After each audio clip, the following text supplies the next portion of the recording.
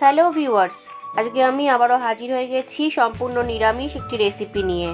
আজকের রেসিপি হচ্ছে ইসকনের স্বাদে নিরামিষ পনিরের কালিয়া।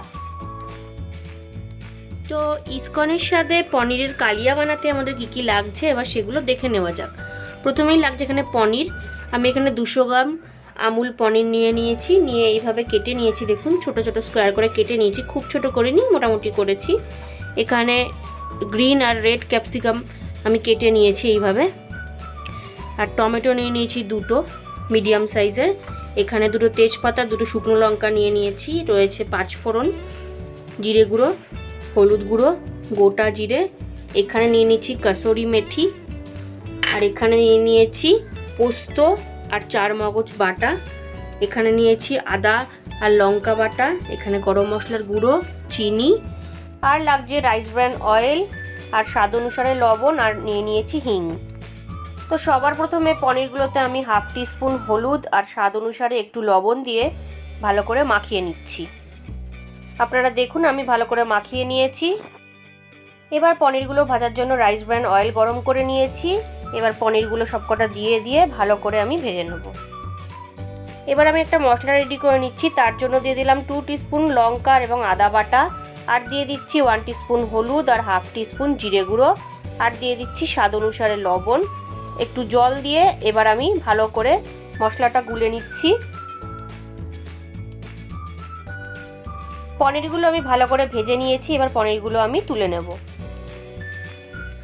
আমি পনির ভাজার তেল কিছুটা কমিয়ে নিয়েছি। এবার ওই তেলের মধ্যে আমি দিয়ে দিচ্ছি 1/2 টিস্পুনেরও একটু কম হিং, দিয়ে দিলাম 2টো শুকনো লঙ্কা, তেজপাতা দিয়ে আমি একটু ভালো করে নেড়ে দিলাম। এবার এর মধ্যে আমি দিয়ে দিচ্ছি 1/2 টিস্পুন 5 ফোড়ন আর 1/2 টিস্পুন গোটা জিরে, দিয়ে আবারও ভালো করে নেড়ে নিচ্ছি। গোটা মশলাগুলো ভালো করে ভেজে এবার কেটে রাখা ক্যাপসিকামগুলো দিয়ে ভালো করে আমি নেড়ে নিচ্ছি। ক্যাপসিকামটা 4-5 মিনিট আমি ভালো করে ভেজে নিয়েছি। এবার কেটে রাখা টমেটোর টুকরোগুলো দিয়ে দিলাম, দিয়ে ভালো করে আমি নেড়ে নিচ্ছি। আর ওই একই সাথে একটু লবণ দিয়ে দিচ্ছি। লবণটা দিলে কি হবে, টমেটোটা খুব সুন্দর সফট হয়ে যাবে। এইবার একটু নেড়ে আমি 5 মিনিটের জন্য চাপা দিয়ে দিচ্ছি। 5 মিনিট হয়ে গেছে। এবার আমি চেক করে নিচ্ছি। টমেটো আর ক্যাপসিকামটা কিন্তু খুব ভালো করে সফট হয়ে গেছে। এবার যে মশলাটা আমি গুলে রেখেছিলাম সেই মশলাটা আমি পুরোটা দিয়ে দিলাম, দিয়ে ভালো করে মশলাটার সাথে ক্যাপসিকাম আর টমেটোটাকে কষিয়ে নেব।